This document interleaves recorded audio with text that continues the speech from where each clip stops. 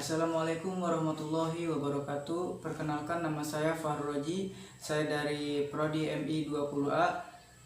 Di sini saya ingin mempresentasikan hasil belajar saya, yang dimana di sini saya ingin membawakan materi yang pertama adalah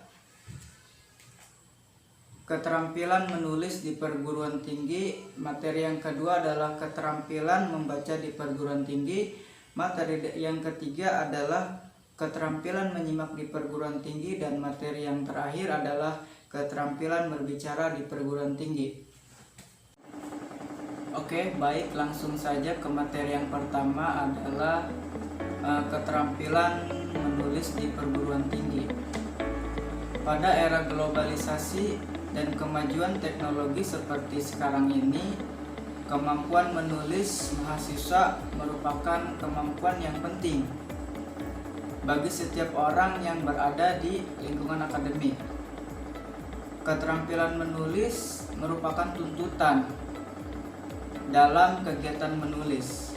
Penulis dituntut untuk aktif dan produktif, karena pada saat menulis, penulis harus aktif dan kreatif dalam menyusun ide atau gagasan secara sistematis agar tulisan dipahami oleh pembaca.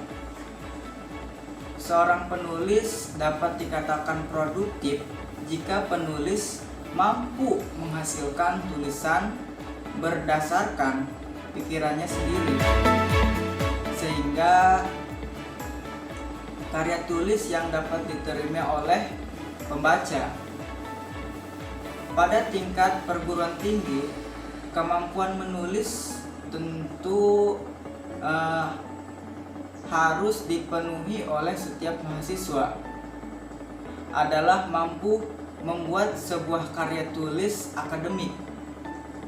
Tuntutan substansial yang melekat pada seorang mahasiswa membuatnya harus memahami teknik penulisan dan prosedur sebuah karya tulis.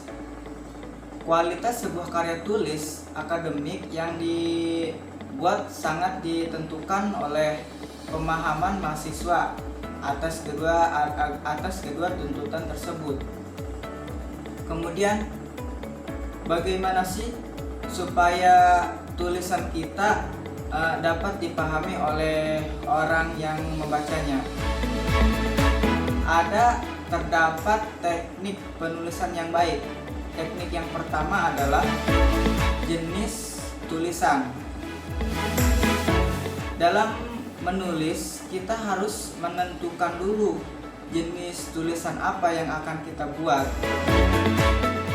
Apakah itu tulisan berupa opini, penyampaian fakta, atau sekedar untuk hiburan saja. Jenis tulisan juga akan mempengaruhi tahapan-tahapan menulis berikutnya, serta pesan yang dikandung dalam tulisan kelak. Jenis tulisan untuk dewasa tentu akan berbeda pengerjaannya dengan tulisan untuk anak-anak. Kemudian yang kedua, pertimbangan pembaca. Cari bahan tulisan yang segar atau belum pernah dibaca oleh pembaca, agar tulisan kita menjadi sebuah informasi yang berguna bagi mereka. Kemudian teknik yang ketiga adalah orientasi publik. Tulisan yang kita buat harus disesuaikan dengan publik. Dengan publik mana yang akan membacanya. Selain itu, orientasi publik akan lebih membantu dalam kelancaran tulisan yang sedang kita kembangkan, karena kita tahu pasti sasaran informasi yang dituju. Kemudian teknik yang keempat, tentukan tema dan ide tulisan. Tema adalah pokok pikiran yang menjadi landasan dari tulisan kita. Sedangkan ide adalah materi yang akan dibahas secara mendalam di dalam tulisan kita. Tema dan ide bisa didapat dari riset atau observasi yang dilakukan, dan pengembangannya tentu dengan informasi yang didapat dari riset atau observasi tersebut. Kemudian yang kelima adalah pengembangan ide. Pada tahapan ini, keterampilan dalam berbahasa sangat diperlukan.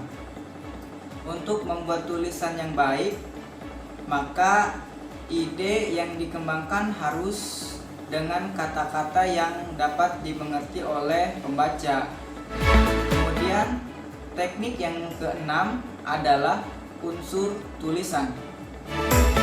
Selain kata atau kalimat yang baik, unsur tulisan lain juga perlu diperhatikan. Misalnya tentang keefektifan kalimat.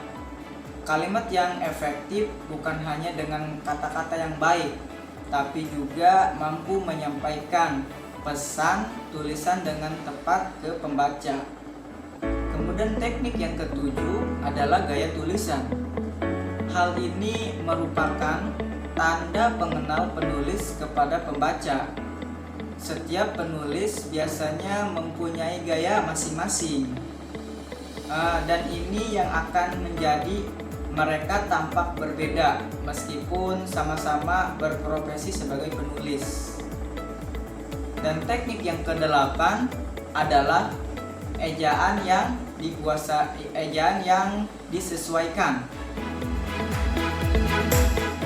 Tulisan yang baik haruslah yang bisa dimengerti oleh pembacanya, baik dari susunan kata, penggunaan tanda baca, imbuhan dan awalan, serta kalimat yang baku. Kemudian teknik yang kesembilan adalah melakukan penyuntingan. Setelah selesai membuat tulisan, maka kita saatnya untuk mengedit tulisan yang kita buat tadi. Hal ini dilakukan untuk menghindari adanya ejaan atau kata yang salah, kalimat yang ambigu, atau makna tulisan yang bergeser.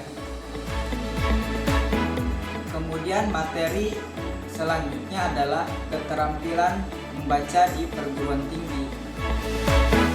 Membaca merupakan kewajiban bagi setiap mahasiswa karena sangat berguna untuk memperluas wawasan dan pengetahuan umum.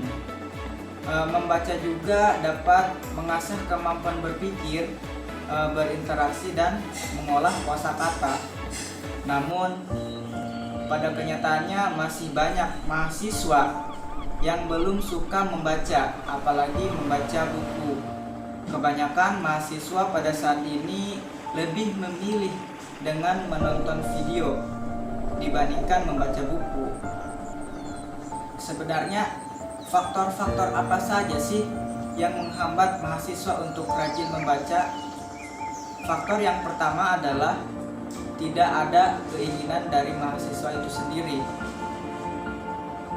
Karena tidak ada keinginan dari mahasiswa itu sendiri, maka tidak ada usaha untuk membaca, apalagi menulis. Faktor yang kedua adalah belum ada kesadaran dari diri sendiri. Mahasiswa akan rajin membaca ketika ada tugas dari dosen saja, dan di luar itu mahasiswa akan lebih mengekspor dirinya dengan hal-hal yang menyenangkan.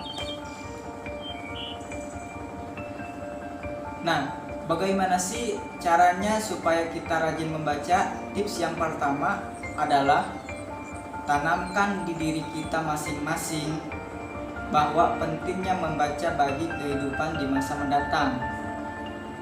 Tips yang kedua adalah pilih waktu yang luang. Memilih waktu yang luang sangat diperlukan karena di sini kita akan fokus hal-hal apa saja yang sedang kita pelajari. Kemudian materi yang ketiga adalah keterampilan menyimak di perguruan tinggi. Pentingnya keterampilan menyimak dikembangkan karena proses mendengar belum tentu menyimak. Menyimak di sini adalah dapat memahami ide, gagasan, pendapat orang lain secara lisan.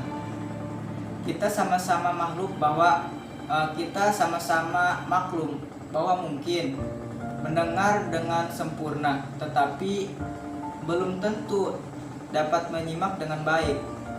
Selanjutnya, ada kemungkinan untuk menyimak tetapi belum tentu memahami maksudnya. Keterampilan menyimak juga menjadi dasar dalam mempelajari keterampilan berbahasa yang lainnya, yakni berbicara, membaca, dan menulis. Menyimak sebagai salah satu kegiatan berbahasa merupakan keterampilan yang mendasar dalam aktivitas berkomunikasi. Kemudian materi yang terakhir adalah keterampilan berbicara di perguruan tinggi. Keterampilan berbicara atau yang disebut sebagai retorika merupakan seni berbicara yang bisa dimiliki seseorang yang bertujuan untuk menyampaikan pesan lisan secara efektif sebagai bentuk komunikasi kepada orang lain. Keterampilan berbicara merupakan seni keterampilan yang elegan, efektif, dan kreatif. Di dalam keseharian kita selalu melihat orang-orang bertemu dan berbicara dengan orang lainnya dengan mudah. Beberapa orang memang terlahir dengan bakat berbicara yang baik, tapi untungnya bagi kita yang tidak dilahirkan dengan bakat tersebut, keterampilan berbicara bisa mempelajari dan dikuasai. Berikut cara yang bisa digunakan untuk mengembangkan keterampilan membaca. Cara yang pertama adalah tingkatkan kemampuan berbahasa yang baik. Nah, perbanyak kosakata dengan banyak membaca dan menulis. Cari kosakata yang belum atau kurang dikenal. Semakin kita mengekspresikan diri, semakin baik kemampuan kita dalam berkomunikasi. Kemudian tips yang ketiga adalah latih kemampuan mendengar. Perhatikan apa yang dikatakan pembicara lain sebelum kita mengeluarkan pendapat. Resapi apa yang didengar sebelum merespon.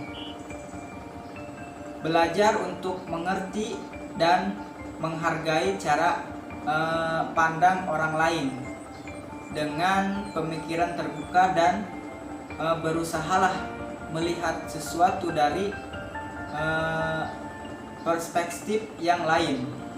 Sebagai hasilnya, kita akan lebih bisa bekerja sama dan lebih pengertian terhadap pemikiran orang lain. Kemudian tips yang selanjutnya adalah hindari komunikasi di situasi yang emosional. Kita akan kehilangan objektivitas dan cenderung mengatakan sesuatu yang nantinya akan disesali. Ambil waktu untuk memikirkan posisi kita sebelum berbicara. Ikuti serta dalam organisasi yang meningkatkan berbagai keterampilan berbicara kita dan yang memungkinkan kita bertemu dengan orang-orang baru yang menarik.